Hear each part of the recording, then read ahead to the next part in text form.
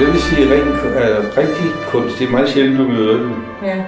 Men det er, når du bliver ramt af noget, der er stor kunst, så er det ligesom, du bliver ramt af en velsignelse, eller en vinge, eller Gud, der ligesom har vist sig det her. Så det er ikke noget, der kan udtales, det er bare noget fantastisk. Og vi er taknemmelige over, at man har fået lov til at opleve det. Og det kan man engang med mig selv opleve, selvom man måske ikke er nogen kæmpe store kunstner, så kan man godt opleve, at man bliver velsignet og får lov til at lave noget, der faktisk forbavser en selv, så man tænker, det var utroligt. Og det er den religiøse følelse, jeg snakker om.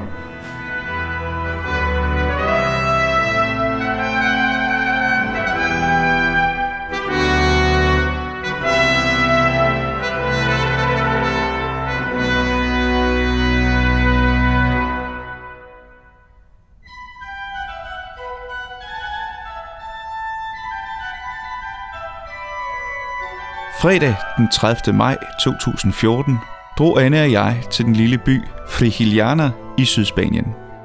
Søndag skulle der afholdes fernisering på Galleri Krabbes store sommerudstilling, hvor Anne udstillede, og derefter på Arne Haugen Sørensens udstilling En fremmed banker på døren i byens kulturhus, som var efterfulgt af koncert under åben himmel ved trompetist Dorte Silke og organist Søren Johansen.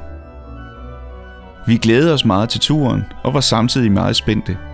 Vi havde nemlig aftalt med Caroline Krabbe, Arne Haugen Sørensen og Dorte Krabbe, at vi ville besøge dem alle i løbet af de 4 dage, vi skulle være i Spanien.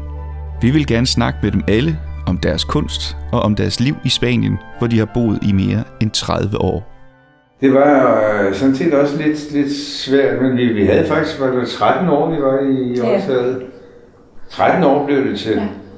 Hvor jeg hver eneste vinter længtes efter en lysere verden. Ja. Men det var i den heldige periode der, hvor vi boede i Odsherred sammen med alle. Det var en helt kunstnerkoloni. Altså, der var Børge Jørgensen, Karloveriet og Egon Fischer og Seppo Mattinen og Helle Eriksen. Ja, og Louis Michael. Der var, og for ikke at snakke om Hans Edvard Nørgaard Nielsen, han boede også deroppe, og så var også en kunstkritiker, Preben Wilman, og der var nogle politikere, nogle socialdemokrater, som vi havde en fantastisk samfund, hvor vi... Ja, det behøvede jo ikke at bevæge sig ud derfra, sådan set, man havde det hele. Ja, det var virkelig inden for rækkevidde. Ja. Vi købte alle sammen små bitte lusede husmandssteder, som vi så byggede op og gjorde i stand. Vi havde det faktisk fint. De kaldte det Guldkysten, faktisk, efter vi havde boet et stykke side, ikke? Og vi lavede noget sammenslutning deroppe, hvor vi udstillede lokalt. Den kaldte vi for Stokrosebanden. Godt. Og den eksisterer endnu. Okay. Men ganske vist i en lidt amputeret form, tror jeg nok, fordi de gamle er væk. Alle de gamle er væk. Og der er ikke nogen unge. Jeg ved svært ikke, hvordan den rigtig fungerer. Nej, det er nok svært at komme ud. Ja. Det behøver vi ikke, men den fungerer. Den eksisterer i hvert fald. Men selvom at det var dejligt i Odsherred på den måde, det var spændende mennesker, man boede sammen med, så som du siger, så gjorde det ondt, især når det var vinter og mørkt i Danmark. Ja. Og det var det, der blev startskuddet, sådan, eller? Ja, jeg drømte om Spanien hele tiden. Selvom jeg boede i Frankrig, jeg holdt meget af at bo i Frankrig, men jeg ville tilbage til Spanien, hvor der var lyset, for lysets skyld. Ja. Men jeg vil alligevel have lov at sige, at Frankrig betød enormt meget for mig. Ja. Fordi det lukkede nogle sider op, nogle ting, som ikke eksisterede. Jeg kom jo fra Danmark som en lille, hvad skal man kalde det? Jeg kom helt ned fra underklassen, ikke? Og var ingenting. Og Frankrig lærte jeg, at der var noget, der hed kunst, og der var noget, der hed ambitioner, der var alt muligt, og man kunne gøre hvad som helst. Det var fantastisk. Og jeg blev behandlet, som om jeg muligvis kunne finde på at gøre hvad som helst. Ja. Så det var altså med til at danne mig, kan man så sige. Og så nu ville jeg gerne ned til Spanien, hvor jeg kunne arbejde. Men jeg lokkede Dorte ned under falske forudsætninger, for hun troede, det var sommerhus. Ja. Så det var der, det startede med, at I tog ned for at kigge efter et sommerhus, eller? Ja. Ja, Eller et vinterhus. Ja, selvfølgelig, ja. Men alligevel så gik sengen salg jo op for mig, så vi skulle begynde at sælge vores møbler hjemme på gårdspladsen, ikke? Så var jeg godt klar over, hvad det handlede om. Ja. Men det var svært for mig. Ja. Rigtig svært, fordi jeg synes, vi havde det dejligt. Ja. I Odsherred, og børnene havde det godt. Og, ja, de var helt små børn på det tidspunkt. Nej, der var Louise på 9 måneder, og der var Karoline, der var 10 år, og så var der Mathilde, som desværre ikke er mere, på 13 år. Ikke?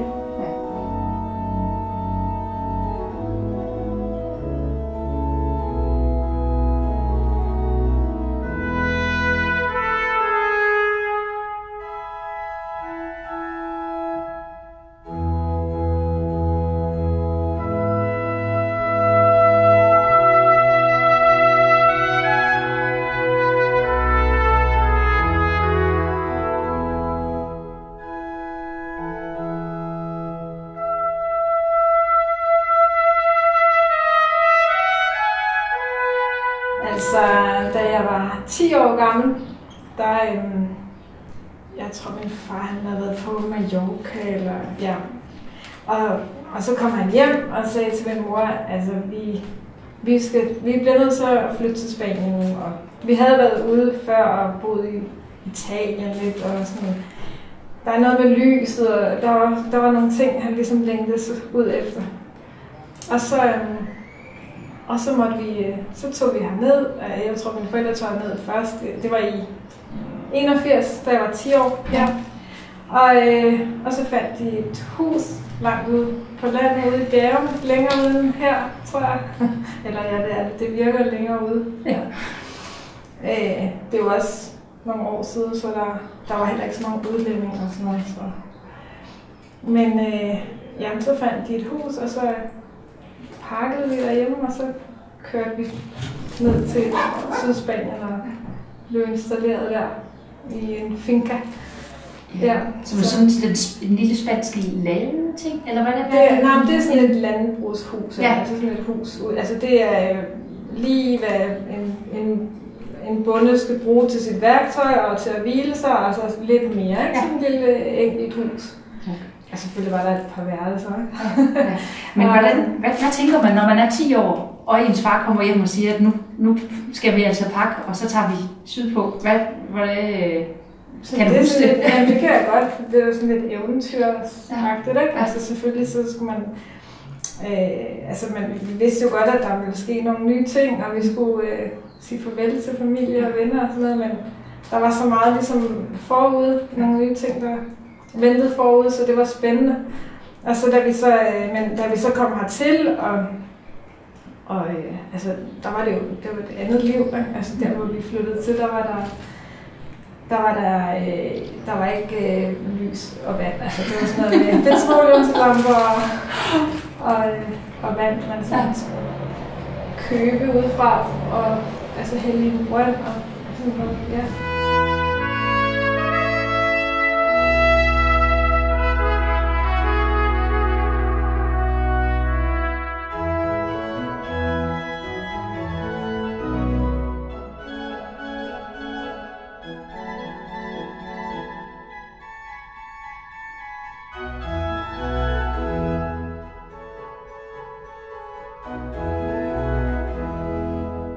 Altså Arne kunne sådan lidt fra sit tidligere liv, ikke? I Spanien.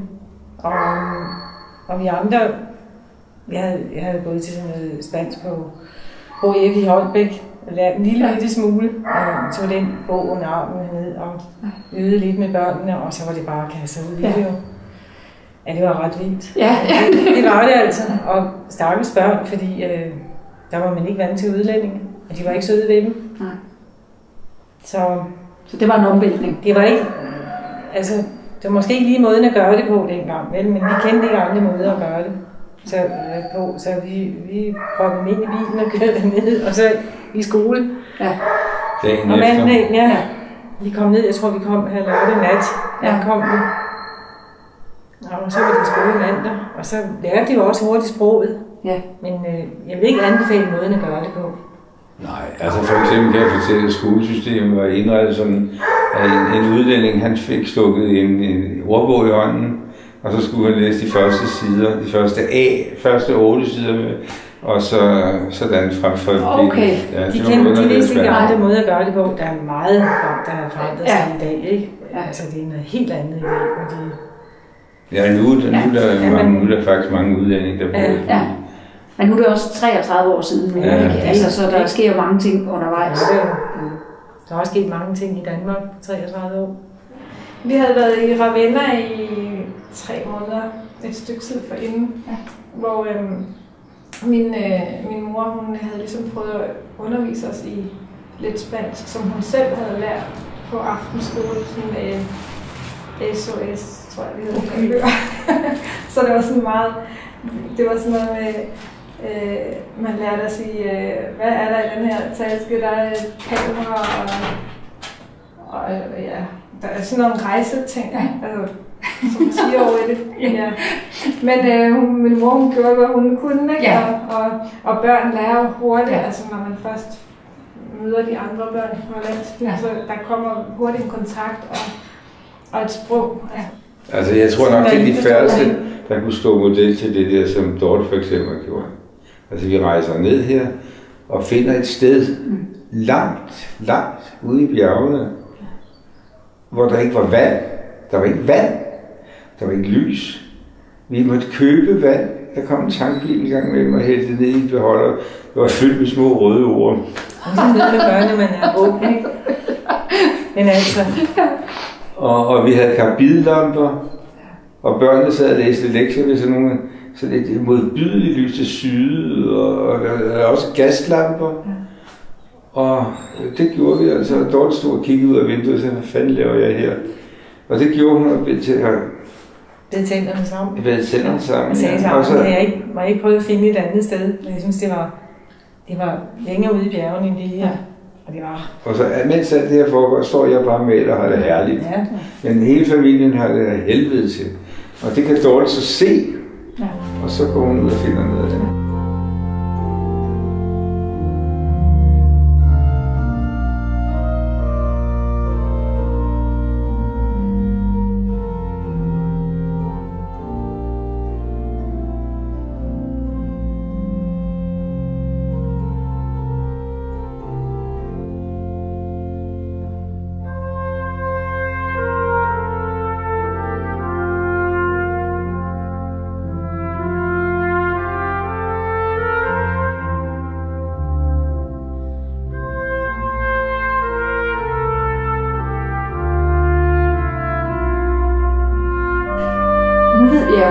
Arne finder noget af inspirationen altså med Bibelen som kontekst for nogle af billederne.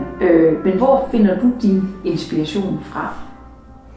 Jamen, det gør jeg i naturen, helt sikkert. Altså, og det kan være hvad som helst. Altså, det kan også være en flise ude på terrassen, eller det kan være en træstamme, eller det kan være havet. Det kan også være en vulkan. Det kan være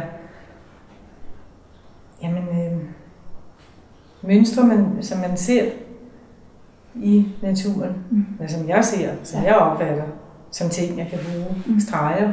Ja. I et fortov, hvor der lige er regnet, eller sådan et eller andet, som jeg ser det sådan i glimt, og det er ikke fordi, jeg så tænker, nu skal jeg hjem og lave det. Jo, jeg fotograferer også meget.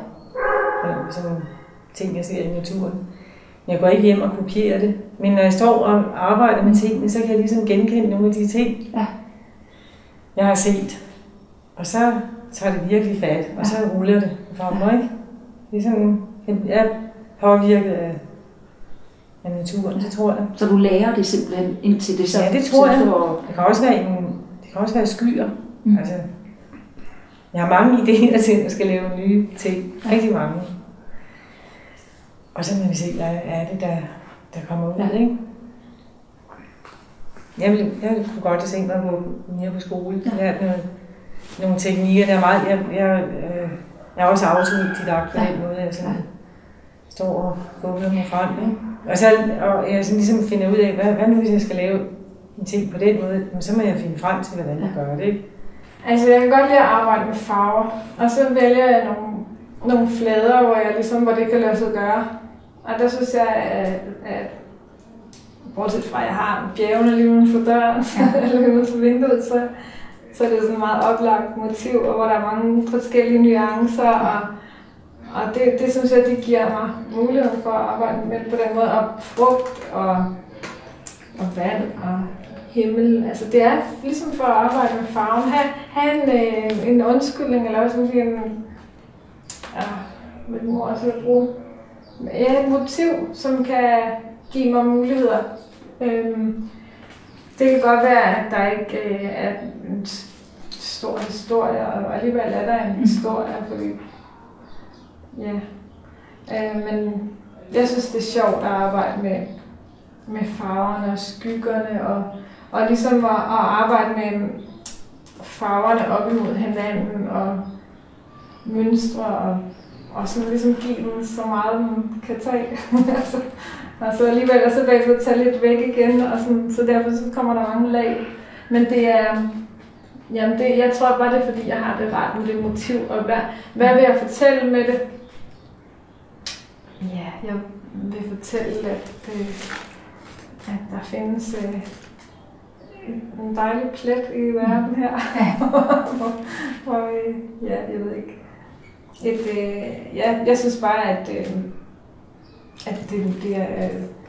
det er nok i sig selv for mig, det motivet, altså landskabet. Nu er det jo altså heller ikke alle i verden, der er så heldige som dig, at have den her terrasse med den her udsigt, som du har. Så det er jo et eller andet sted helt fantastisk, at du videregiver noget, for de er jo også meget spanske billederne, ikke? Altså de er jo ikke lette nordiske, sådan, altså lyse, luftige billeder. Der er jo noget kapav. Altså,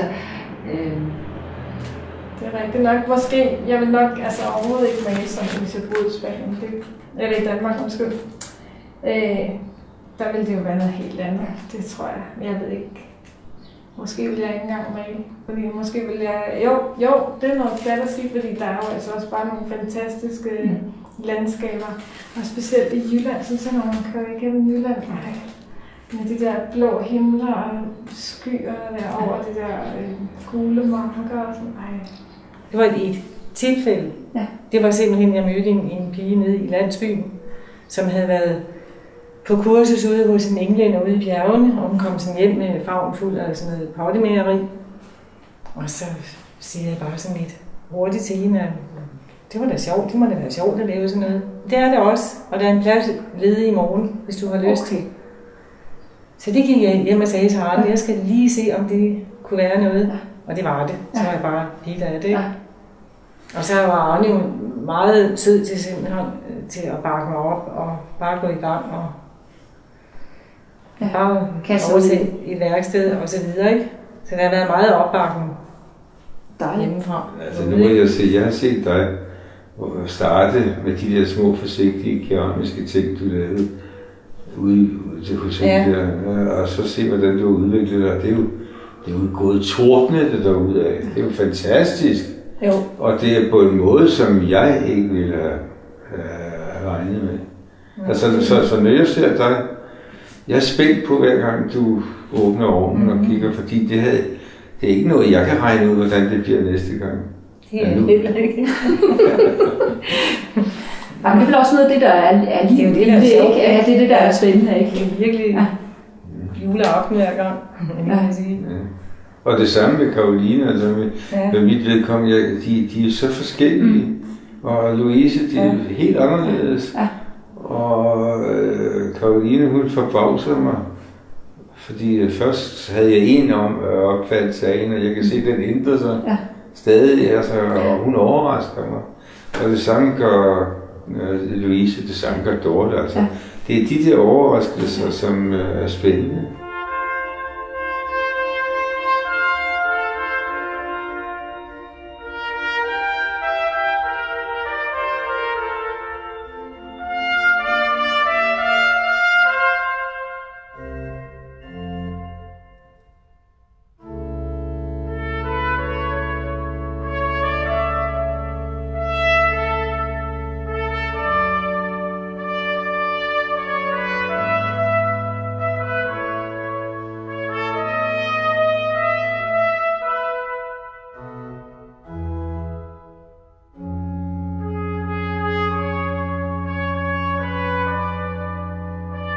Det var kirken, der fandt mig. Det var ikke mig, Okay. der fandt kirken. Eller var det? Lad os nu se engang, hvordan var det? Jo, jeg lavede jo de mest absurde motiver. Jeg opfandt mine motiver. Jeg havde jo en overgang, hvor jeg lavede dyr og damer, og det var altid noget med nogle onde dyr, der bed i nogle søde, tykke damer, ikke? Som ikke havde gjort et menneske for sig. Og de der ting, du kan godt forestille, at du skal variere det tema. Det var altså mit tema. Ja. Men det blev jo lidt vanvittigt i længden. Og så faldt jeg over de der bibelske historier, og jeg synes, at de var så spændende. Og så netop det der med, at jeg mente dengang, at alle kendte de historier. Sådan så vi havde et fælles udgangspunkt, vi kunne snakke om, så folk kunne se, hvad det drejede sig om, og også hvor jeg devierede fra det, hvor jeg gik væk fra, altså hvor min særlighed var. Så lavede jeg et par religiøse motiver, og det var der åbenbart behov for i kirken på det tidspunkt, så jeg lavede et par stykker. Det var ikke for sådan, at det med det samme gik. Sådan, det var faktisk altså meget langsommelige proces. Jeg fik en kirke over i... Der har altid været nogle små ydmyge kirker. Jeg kan huske, jeg fik en i Kolding, det var en frimenighed. Og jeg kørte over og skulle se kirken, og dengang var jeg ven med hans, var det nok. Det var den første, ikke? Ja. Det var den første, ja. Der kørte vi kom til Kolding, og vi kørte igennem Kolding, og hver gang jeg så en kirke, sagde jeg, den der? Nej, altså den der? Nej, det var heller ikke det. Vi endte ude i et villakvarter, hvor der var en lille sortmalet trækirke, det var den. Ja. Og det var så starten, og det var udmærket.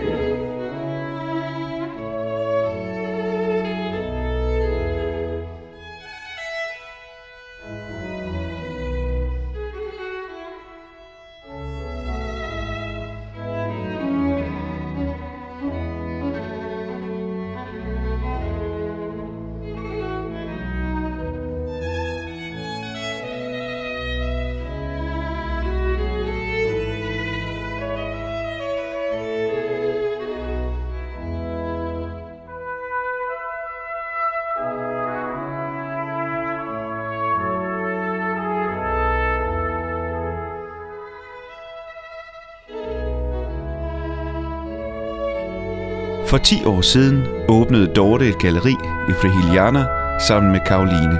I galleriet udstiller de kunst fra hele verden.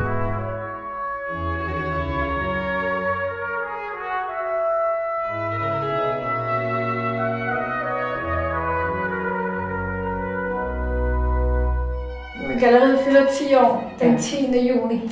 Ja. Så, og det var, vi havde 2 garager, eller mine forældre havde 2 garager.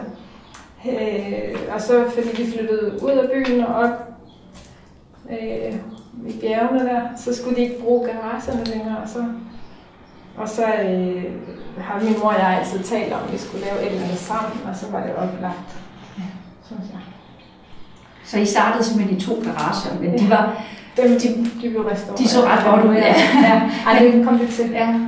Jamen, altså det måtte ligesom komme. Vi måtte lave et eller andet sammen, Karoline og jeg, fordi vi går jo op og ned af hinanden, ikke? Og vi havde sådan længe talt om, hvor kunne det være fantastisk, hvis vi kunne finde på noget.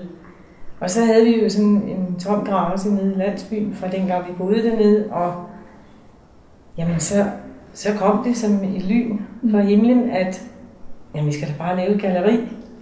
Og vi kendte også en del kunstnere. Ja, selvfølgelig også derfor, ikke? Ja. Og så tog det ene over det andet, og i løbet af 14 dage, så havde vi fået sat håndværker på, og ind til Malaga og kigge på forskellige udstyr til galleriet, og jamen, det var en rigtig sjov proces. Ja. Altså, vi arbejder smadret godt sammen. Det gør vi. Det er den ene ikke kan, det kan den anden, og vi hygger os sammen omkring det, ikke? Jeg synes, vi er et rigtig godt team, og vi fungerer rigtig godt sammen. Altså, vi har det sjovt med at lave udstillinger sammen.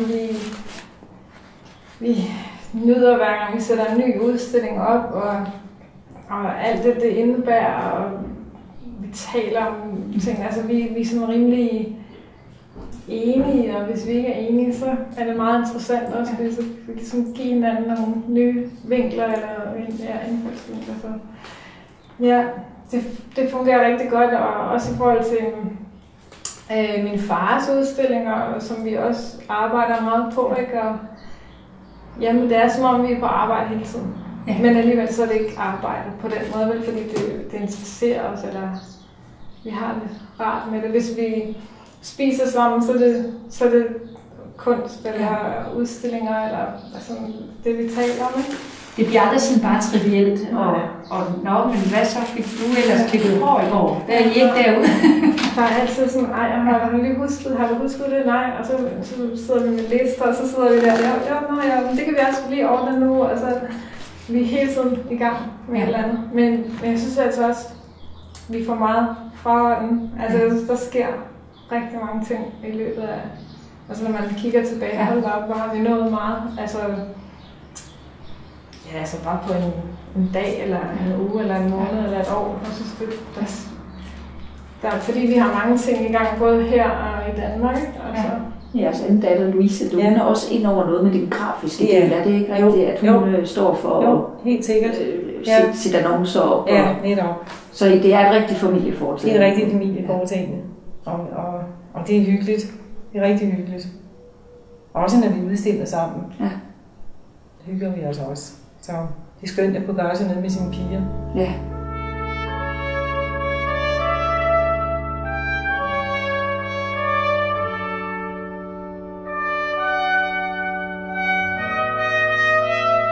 Det er mange danskere, der kommer igennem Galleria Krabbe. Altså, jeg tror, at byen tiltrækker mange danskere, som så besøger galleriet, og der er mange danskere, der besøger galleriet, og som oplever Frihiliana, og så er det jo fra mund til mund. Altså, altså, det er også ligesom sådan en udflugt. Det er ligesom et sted, man også lige skal se Galleria Krabbe og Frihiliana, det hænger sammen. Ja. Så det er mange, det er nok 90% af vores kunder, der er danskere. Men efterhånden så der er nogle få lokale spaniere, der har købt, altså lokale spaniere, der har købt kunst her i galleriet, og det synes jeg, det er ret godt. Ja. Det er dejligt, fordi det har de ikke tradition for. Altså, livet er udendørs, det er ikke indenfor, man lever. Nej, så er det ikke så vigtigt med kunst på væggene. Og man inviterer ikke folk hjem. Okay. Så det er ikke sådan noget med at vise dit hjem frem og se, hvor dejligt vi bor. Altså. Nej, det er jo egentlig problematisk, hvis man gerne vil sælge noget, der sådan er kirsebær i hjemmet, ikke? Altså, hvor toppen af isdesserten, ikke? Ja. Så er det ikke det, man prioriterer. Nej. Det er svært, altså. Men man bliver hurtigt til jeg synes, man bliver hurtigere og hurtigere til at se, hvad det er, man altså vi har haft ligesom i den aftale, at det vi tager ind i galleriet, det er noget, vi kan lide. Ja. Og det er ikke så meget, om det kan sælges eller ikke kan sælges. Og der har været mange kunstnere, som har været rigtig dygtige, altså som gerne vil udstille i galleriet, og teknisk super dygtige, altså hvor man bliver sådan helt flov over, at man selv maler, fordi man tænker, hvad tænker de ikke om en, ikke? Sådan nogle, der er virkelig, altså, der bare har lært det, ikke? Og så når man står og siger til dem, desværre, altså, det kan de ikke forstå, vel, fordi at det er, og det kan jeg godt forstå, at de ikke kan forstå, fordi hvorfor ikke? Men jeg har ikke, altså, altså nu siger jeg, at det handler ikke om at kunne sælge, men efterhånden så har jeg har specielt altså en kundekreds, som efterhånden ved, hvad de kan finde hos os, og det er jo noget, der er blevet bygget op på grundlag af, hvad vi har kunnet lide, og hvad vi har valgt ud. Men det handler altså ikke om at være teknisk, et geni-teknisk, altså det handler om, at det rammer, og det er ikke lige til at forklare, hvad det er. Og så samtidig også, så synes jeg også, at det er rart, at man, altså hvis man skal tænke på, at det er kunstnere, der gerne vil vide, så synes jeg, at det er rart, at folk ikke er alt for påtrængende. Altså, jeg har kunstnere, der ringer og maser på og sådan noget, og så bliver det sådan, så kan jeg næsten ikke have det vel, fordi... Og hvis de ikke gjorde det, så kunne det jo godt være, at jeg sådan alligevel... Altså, jeg ved det ikke, det er simpelthen så svært at sige.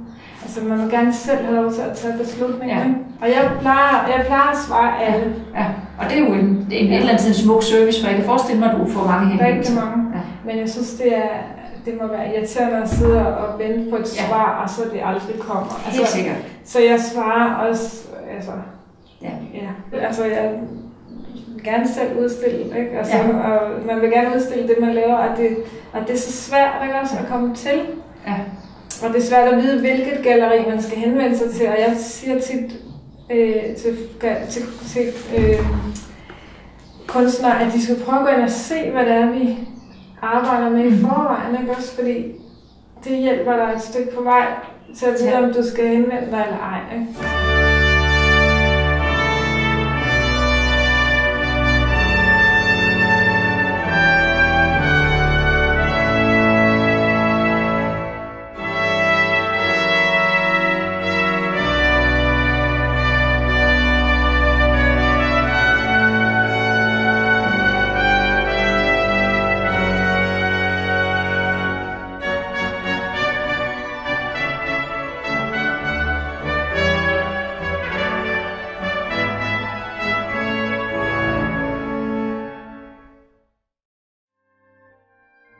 Se med i næste måned, når familien Stenbuch Krabbe-Haugen Sørensen fortæller om, hvordan og hvorfor de begyndte at arbejde med kunsten og meget, meget mere.